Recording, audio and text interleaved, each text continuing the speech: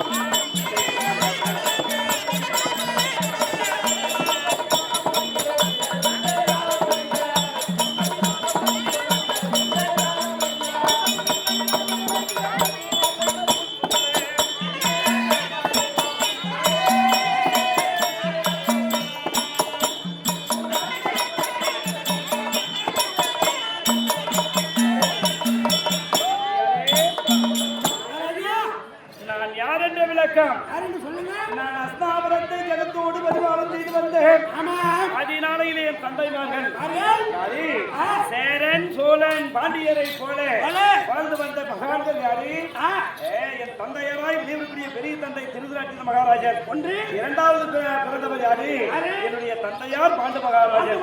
ஆமா, ஆனால் விஜய பெருமான் 3 பேர்கள். ஆனால் நடுவராய் விளைவிடக்கூடிய பாண்டு மகாராஜனுக்கும் குந்தாமா தேவிக்கும் வெள்ளையாய் பிறந்து என்னுடைய பெயர் தர்மபுத்திர மகாராஜன்.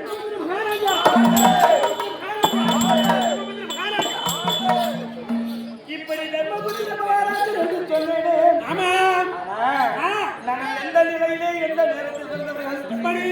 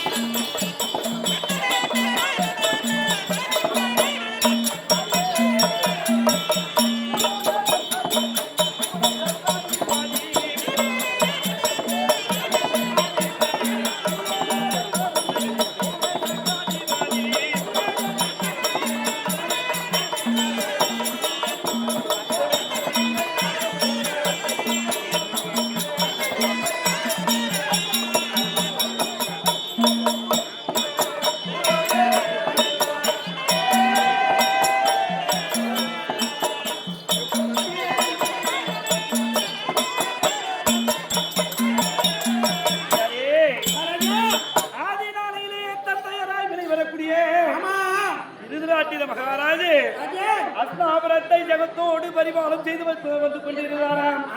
அப்படி செய்து கொண்டிருக்கிற போது என் பெரிய தந்தையாருக்கு 2 நேத்திரம் கிடையாது. 2 நேத்திரம் இல்லாத காரணத்தினால் தம்பியாய் விளைவுபுரிய சிறிய தந்தையார் விதுர பெருமான் பக்கத்திலே இருந்து இதுதான் இன்னார் இன்னார்தான் இன்னார் என்று சொல்லி பக்கத்திலே ஆலோசனை சொல்லி அனைத்தும் தெளிவாக சொல்லிக் கொண்டிருப்பார். அந்த நேரத்தில் என் தந்தையாராய் விளைவுக்கு பாண்டு மகாராஜருக்கு திருமணம் முடிந்திருந்தது. அப்பொழுது மருவத்திற்கு சென்று அந்த நாட்டிலே இருக்கின்ற போது நாளையிலே குடிமக்களாய் விலகி வரக்கூடியவர்கள் நாட்டை செம்மையோடு ஆண்டு வருகிறேன் சுவாமி. நாட்டிலே எந்த குறைபாடு கிடையாது, நாட்டு மக்களுக்கு எந்த ஒரு இன்னமும் கிடையாது. ஆனால் நாங்கள் நாட்டிலே செம்மையோடு வாழ்ந்து வர வேண்டுமானால் நாங்கள் வைக்கக்கூடிய எல்லாமே நிலையாக இருக்க வேண்டும். அப்படி என்று சொல்லி நாட்டு மக்கள் குடிமக்கள் ஓடி வந்து குறை சொல்லுகிறாரா? அந்த குடி சொல்லக்கூடிய நேரம் என் தந்தையார் திருநாட்டில் மகாராஜருக்கு 2 நேத்திரம் கிடையாது, 2 நேத்திரம் இல்லை என்று சொல்லி அவர் மன வருத்தத்தோடு இருக்கக்கூடிய நேரம், தம்பி எனக்கு கண்கள் இருந்திருந்தால் இந்த நாட்டு மக்களை செம்மையோடு ஆண்டு வந்திருப்பேன், அவருடைய கஷ்டமெல்லாம் தீர்த்திருப்பேன். எனக்கு கண்ணு இல்லையடா, எனக்கு கண்கள் கிடையாது அப்படி என்று சொல்லி அவர் நினைத்து அவர் புலம்பிக் கொண்டு இருக்கிற போது, என்னை விட்டு நான் பிரிய முடியாது, நேரத்திலே கண்கள் இல்லாத உன்னை விட்டு பிரிந்தால் உங்களுக்கு ஏதாவது இன்னல் நேரம் அப்படி என்று சொல்லி அந்த நேரத்திலே என் தந்தையாராய் வெளியே வரக்கூடிய ஆண்டு மகாராஜனை அழைத்தாராம். அழைத்து வரக்கூடிய நேரம், அண்ணா முகவாட்டமாக இருக்கின்றாயே, என்ன காரணம் அப்படி என்று சொல்லி கேட்கிற போது, குடிமக்களுடைய குறையை யாருமே தீர்க்க முடியாதா, நான் மன்னனாக இருந்து என்ன பலன் அப்படி என்று சொல்லி அவர் புலம்புகிற போது, சிங்கத்தை போல் நான் ஒருவன் இருக்கின்ற போது ஏன் பயப்படணும், ஏன் பயப்படுவது, நான் இருக்கிறேன் அப்படி என்று சொல்லி என் தந்தையாராய் வெளிவரக்கூடிய பாண்டு மகாராஜனும் என் தந்தையாராய் வெளிவரக்கூடிய பாண்டு மகாராஜனுக்கு 2 மனைவிமார்கள், குந்தி மாந்திரா என்று சொல்லக்கூடியவர். ஆனால் சுவாமி கானகத்திற்கு செல்கிறேன் என்று சொல்ல உடனே அவளும் கூட வரும் அப்படி என்று சொல்லி அவர் சென்றாராம். அந்த கானகத்திற்கு சென்று தர்ம வேட்டை தான் ஆட வேண்டும், அதர்ம வேட்டை ஆடப்படாது அப்படி என்று சொல்லி தர்ம வேட்டை ஆடுகிற போது 4 திசையும் வேட்டையாடிவிட்டு வந்து நிற்கின்றாராம். அந்த ஒரு அவருடைய ஆயாசத்தை தீர்ப்பதற்கு ஒரு வட்டப்பாறை மீது அமர்கிறாராம். அந்த வட்டப்பாறை மீது அமர்கிற போது அந்த நேரத்தில் என்னென்ன நடந்தது,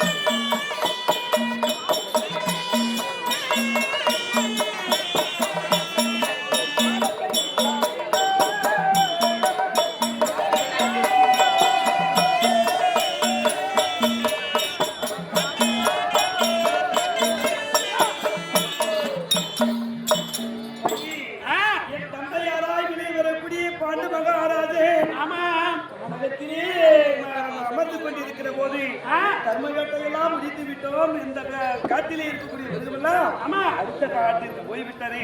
அப்படி என்று அமர்ந்து கொண்டிருக்கிற போது ஒரு ஆண்மானும் பெண்மானுமாக இன்னும் பின்னும் புரட்சி செய்து கொண்டு வருகிறதா. இந்த மானுக்கு எவ்வளவு கர்வம் இருக்கும், எவ்வளவு ஆணவம் இருக்கும், இதை நான் கர்ஜனையிட்டு அனைத்தையும் துரத்துகிற போது இந்த மான்களுக்கு மட்டும் எவ்வளவு ஆணவம் இருக்கும் அப்படி என்று சொல்லி எடுத்தார், பானத்தை கொடுத்தார். அந்த பானத்தை கொடுக்கிற போது ஆண்மனுக்கு பட்டுவிட்டது, என்னவென்று அந்த பானம் பட்டவுடனே ஒரு குதிரைக்குள்ளே நுழைந்து ஐயோ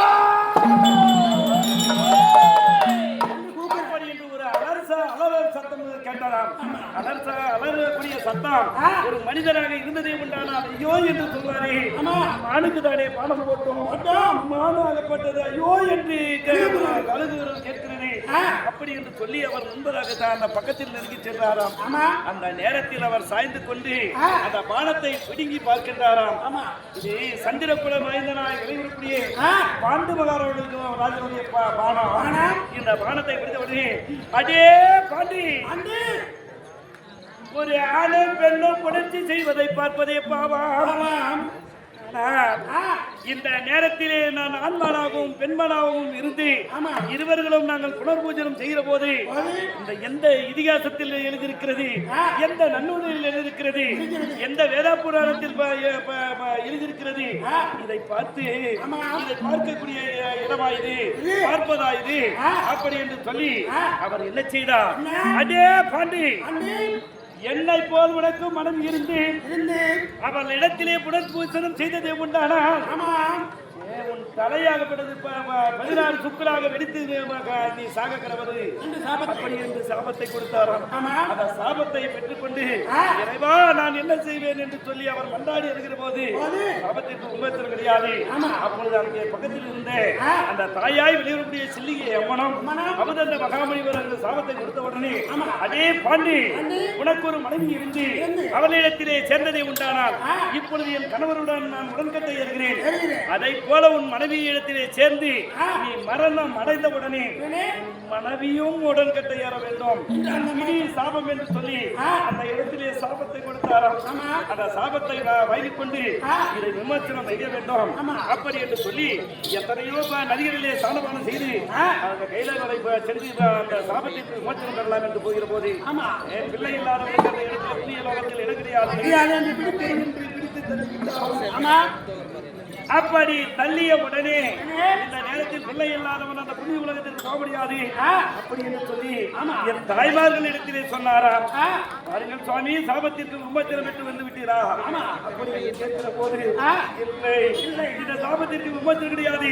குழந்தைகள் இல்லாதவன் அந்த இடத்திலே போகப்படாது அப்படி என்று சொல்லி அந்த நேரத்தில் அவர் என்னை பிடித்து தள்ளிவிட்டார் என்று சொன்னவர்களே நான் குழந்தைகளை பெற்றுத் தருவதற்கு நான் குழந்தைக்கு பெற்றுத் தருகிறேன் நீங்கள் ஏற்றுக்கொள்ள வேண்டும் அப்படி என்று சொன்ன உடனே ஆணும் பெண்ணும் சேர்ந்தாட குழந்தை பெற முடியுமே தவிர ஆனால் குழந்தை பெறுவது நீ ஒருவன் மட்டும் எப்படி பெற முடியும் அப்படி என்று சொல்லி கேட்கிற போது அம்மா சொன்னாங்க தேவி சுவாமி ஆதி நாளையிலே தூர்வாசருக்கு நான் செய்த பணி விடைய வச்சு மந்திரங்கள் எனக்கு இந்த மந்திரத்தை கொடுத்த அந்த மந்திரத்தை உபசரித்ததை விட்டால் பிள்ளைத்துறை அப்படி என்று சொல்லி என் தாயாரால் வெளியேறக்கூடிய அந்த மந்திரத்தை உபசரித்து முதலாக என்னை பெற்றெடுத்தாலாம். அப்படி முதலாக ஈண்டெடுத்த போது என்னை வாரி அந்த பிள்ளை பிறந்து விட்டது என்று சொல்லி எப்படி எனக்கு பெயர் வைத்தார்.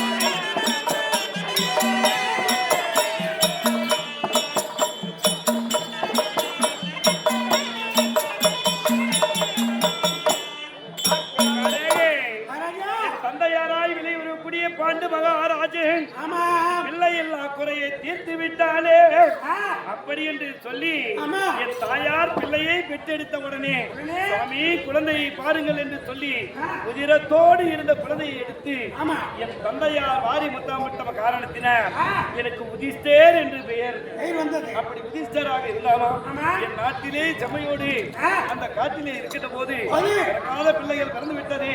ஆனால் அஸ்தாபுரத்திலே நான் பிறந்தேன் என்று சொன்னவுடனே இந்த காட்டிலே இருக்கக்கூடிய பூக்காத மரமெல்லாம் பூக்கிறதாம், காய்க்காத மரமெல்லாம் காய்க்கிறதாம், பூமலையாக பொழிகிறதாம்.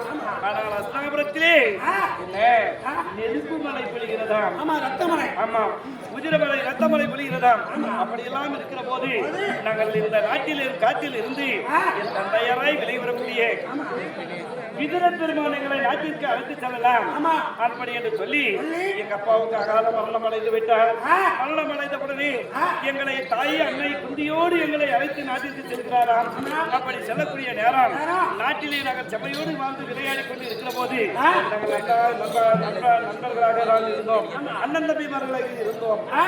அப்படி இருந்தாலும் சந்திரகுல பரம்பரையிலே முதலாக யார் பிறக்கின்றாரோ அவருக்கே இந்த ராஜமுடி என்று சொல்லி நாட்டு மக்கள் நாம் பேசுகிறார்கள். ஆனால் அந்த நேரத்திலே எங்களை எல்லாம் நாங்கள் பார்க்கிற போது முதலாக சந்திரகுலத்திலே பிறந்தவன் தர்மன் தானே, அவனுக்கு தான் முடிசூட்ட வேண்டும், பட்டம் கட்ட வேண்டும் என்று சொல்லக்கூடிய நேரம் அந்த ராஜசபையிலே அமர்ந்து பட்டத்தை சூட்டுகிற போது அந்த சகுனியாய் வெளிவரக்கூடியவர் என்ன செய்தார்? நிறுத்துங்கள் சபையோரே, தர்மன் எப்பேற்பட்டவன், இது இந்த முடி எப்பேற்பட்ட முடி, 36 தலைமுறையாக சபையோடு ஆண்டு வந்த புண்ணியை செய்த முடி, இந்த முடியை வைக்க வேண்டுமானால் தகுந்த அருகதை வேண்டும். அப்படி அருகதை என்றவன் தர்மன். காரணம் என்ன? தந்தையார் பாண்டவராஜன் பாடகத்திலே இருந்தார். அப்பேற்பட்டவனுக்கு ஈமக்கடன் செய்யவில்லை, சொல்லி வைக்கவில்லை, குடமுடைக்கவில்லை. தந்தையாருக்கு எந்த ஒரு ஈமக்கடன் செய்யாத காரணத்தினால் இவன் புண்ணியம் செய்தவன் அல்ல. அப்படி என்று சொல்லி 7.5 வருடம் கன்னிகை போக வேண்டும். 7.5 ஆண்டு கன்னிகை யாத்திரை போக வேண்டும். அப்படி என்று சொல்லி எங்களை காண யாத்திரை அனுப்பிவிட்டான். யாத்திரை முடித்து நாங்கள் வரக்கூடிய நேரம் வாரணாவதி நதிக்குறை ஓரம் தம்பியாய் விளையாடி துரியோதனன் செய்த வஞ்சகம் என்ன வஞ்சனை? அரக்கினால் மாளிகை கட்டி அதற்கு வெடிப்பு கிளிஞ்சல் சுண்ணாம்பு கந்தகம் என்று சொல்லக்கூடிய நெருப்புக்கு உருவான பொருள்கள் ஒன்றாக சேர்த்து அரக்கு மாளிகை கட்டினாராம். அரக்கு மாளிகை கட்டி அதிலே ஓரிரவு தங்க வேண்டும்.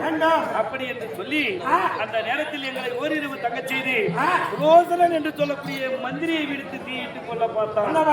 ஆனால் இந்த விஷயத்தை அறிந்த தம்பி பீமன் எப்படியோ எங்களை இரவு நேரத்தில் வருகை கொண்டிருக்கிற போது எங்கள் 4 பேர்களும் தாயார் கொந்தமாதேவி 5 பேரையும் இடுபவனத்தில் இங்கே அரக்கமாளிகைக்கு தீ வைத்து விட்டு இடுபவனத்திலே இருக்கின்றோம். ஆனால் இடுபவனத்திலே சென்று செம்மையோடு அந்த நேரத்தில் வட்டப்பரவத்தில் ஒருங்கிற போது என்ன நடந்தது என்றால் எதுவே எங்களுக்கு தெரியவில்லை. தம்பி தூங்கி எழுபவன போல இருந்தால் அதற்கப்புறம் அந்த இடுமனை கொன்று இடுமையை தம்பிக்கு மனமுடித்து எனக்கும் மனமுடித்து அந்த நேரத்தில் இருந்து 300 மங்கலம் சென்றோம். 300 மங்கலத்தில் இருந்து அந்த வளையாத வில்லை வளைக்க வேண்டும் என்று சொல்லி கௌரவாபுரி பட்டணத்தில் பாஞ்சாலியை மனமுடிப்பதற்காக சுயவர் வேள்வி ஏற்படுத்தினார். அந்த வேள்வியை பார்த்துவிட்டு நாங்கள் வருகிற போது தம்பியாய் விளையக்கூடிய அர்ஜுனன் பிராமணன் வடிவத்திலே சென்று வில்லை வளைத்தான். அந்த நேரத்தில் இருந்து பகை ஏற்பட்டது. ஆனால் இந்த வரையிலும் எங்களுக்கு எதுவுமே கிடையாது. இந்த நேரத்தில் என்ன செய்தான்? ஆனால் புதுமலை புகுவிழா அப்படி என்று சொல்லி தம்பியாய் விளையக்கூடிய துரியோதனன் என்ன செய்தான்?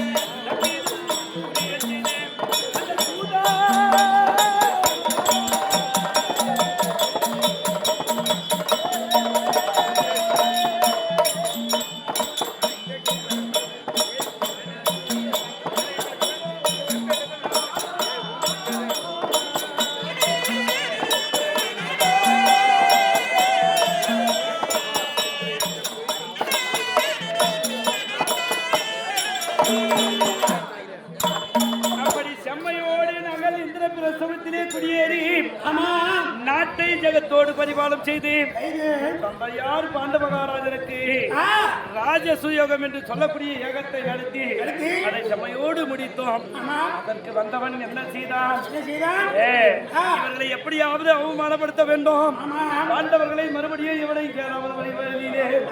நாட்டிலே வைக்க கூடாது அப்படி என்று சொல்லி பஞ்சனையாக பொய்யோலையை மெய்யோலையாக அனுப்பி பெருமான் கையிலே குடிக்க அந்த ஓலையை பார்த்து நாங்கள் 5 ஆக்கி நிற்க கூடாது, நாங்கள் ஏதாவது பிரிவு சொல்லியிருக்கிறாங்க.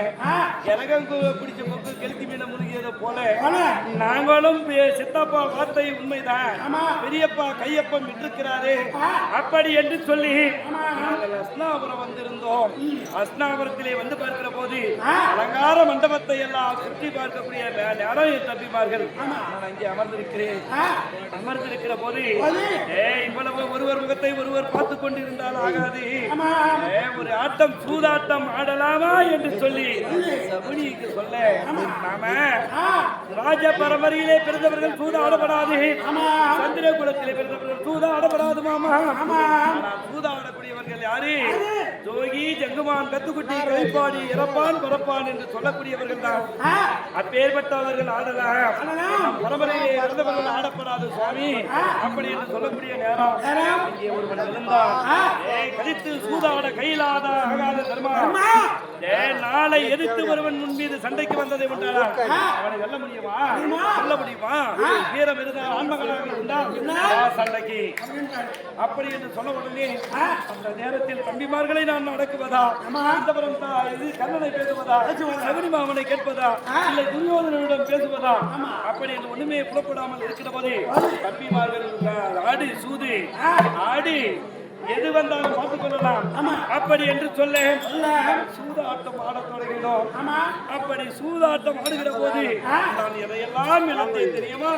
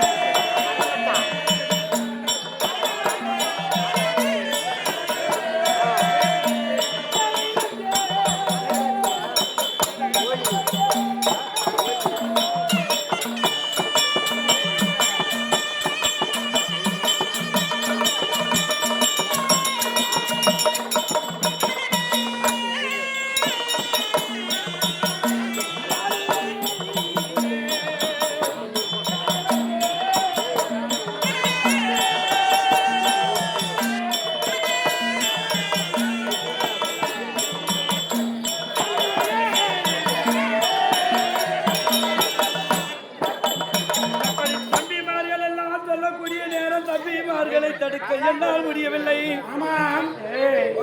மாமன் எதிராக அமர்கிறான். தம்பி துரியோதனன் முகத்திலே இருக்கின்ற சூதாட தொடங்கினோம். முதல் ஆட்டம் பிள்ளையாராட்டம் அப்படி என்று சொல்லி இரண்டாவது ஆட்டமாக ஆடக்கூடிய நேரம் வெற்றி தோல்வி யாருக்கு தெரியவில்லை என்று சொல்ல மூன்றாவது ஆட்டத்திலே ஆடுகிற போது என் முத்துமாலையை நான் பறி கொடுத்தேன். அது மட்டும் கிடையாது, இந்த நாட்டிலே முக்கியமானது எது? ராஜமுடி. அதனால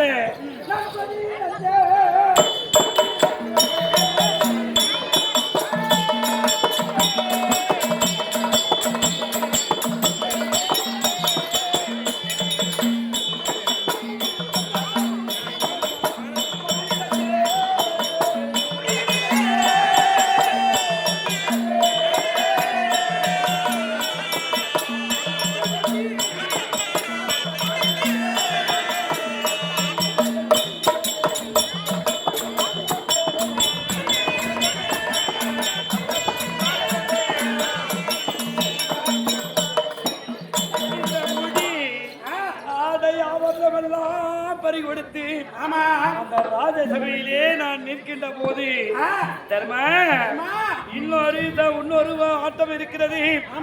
இந்த ஆட்டத்திலே நீ தோல்வி அடைய வழி கிடையாது, உனக்கே வெற்றியாகும் அப்படி என்று சொல்லி என்ன சொல்றாரு தெரியுமா? தம்பியாய் விலகி வரக்கூடிய துரியோதனன் தன்னுடைய தம்பிமார்கள் மனைவியோடு அவனுடைய மனைவியோடு மொத்தம் 100 பேர்கள் ஒரு புறமா. ஆனால் இந்த அம்மையார் இருக்கிறார் பாஞ்சாலி அம்மையாரை வைத்து ஒருவர் அங்கத்திலே பிறந்தவன் கிடையாது, அக்னியிலே பிறந்தவன். அப்பேற்பட்ட உத்தமையை ஒரு பக்கத்தில் வைத்து ஆடியது கொண்டானால் உன் ஆட்டம் கெடுத்து விடும் அப்படி என்று சொல்லி ஆடத் தொடங்கினே. நம் பதியில்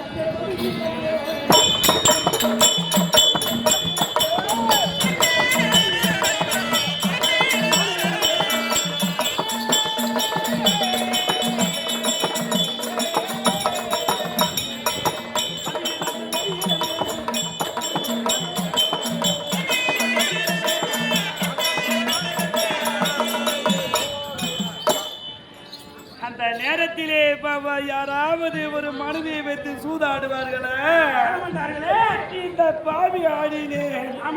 அந்த ஆடிய சூதாட்டத்தாலே என் மனைவியாய் வெளிவரக்கூடிய ஐவருக்கும் தேவி பாஞ்சாலியை அங்கே ஆட்டத்தில் தோற்றோம்.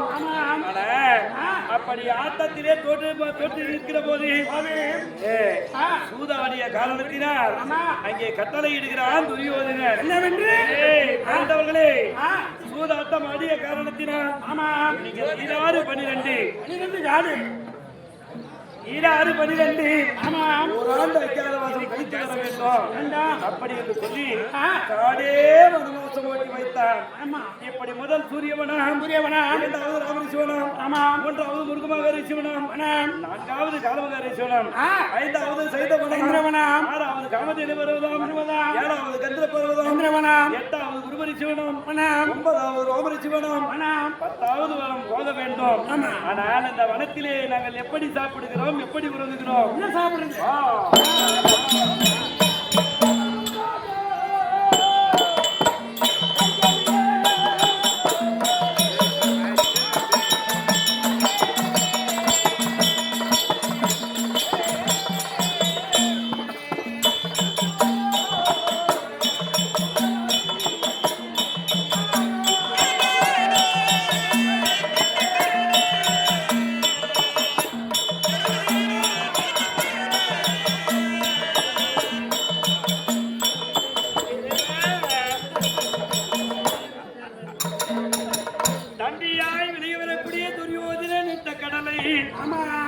அதற்காக நாங்கள் உண்ணக்கூடியதோ காய்கறிகள், உடுத்துவதோ இந்த ராஜமுடை கிடையாது உங்களோட.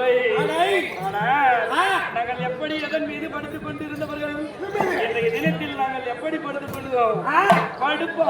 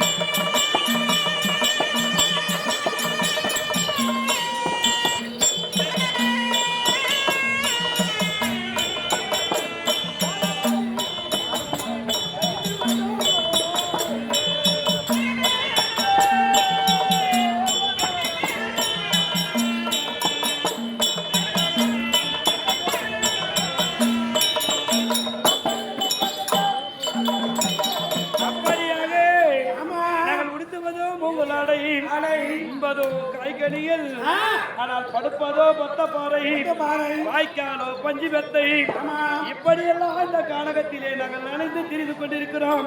ஆனால் திரிந்து வந்தாலும் துரியோதனுடைய கட்டளை எவ்வாறு 3 கல் வைத்து சாதத்தை சமைத்து சாப்பிடக்கூடாது. ஆடு மாடு மேய்ப்பவர் யார் கண்ணிலே பட்டாலும் இல்லை, துரியோதனுக்கு யாராவது வந்து சொன்னாலும் மறுபடியும் 12 என்று சொல்லி கானகத்திற்கு ஓட்டி விடுவேன். அப்படி என்று காகிதத்திலே எழுதி வைத்தால் கிழிந்து விடும், தண்ணீரிலே எழுதி வைத்தால் தழுவி விடும். அப்படி என்று சொல்லி அவன் பாறையிலே பாச்சடமம் அடித்து பாண்டவர்கள் ஐவராஜாக்களும் கானகமே வனம் பனிரெண்டு ஓராண்டு மறைவுரி தரித்து நாட்டிலே வாழ வேண்டும். இவர்தான் பாண்டவர் என்று சொல்லி தெரியக்கூடாது. அப்படி என்று சொல்லி எங்களை இப்ப காடே வனவாசம் ஓட்டினோம். ஆனால் இன்றோடு 9 வனங்கள் முடிய போகிறது. வெடிந்தால் 10வது வனம் மாலை வனம் போக வேண்டும். தம்பிமார்களாய் வெளியூருக்குடியே பீமன் அர்ஜுனன் நகுல சகாதேவர்கள் காய்கனிகள் பறிப்பதற்காக சென்றிருக்கிறார்கள். அப்படி வந்ததை உண்டான உடனே நான் அழைத்தேன் என்று சொல்லி அழைத்து போவோம்.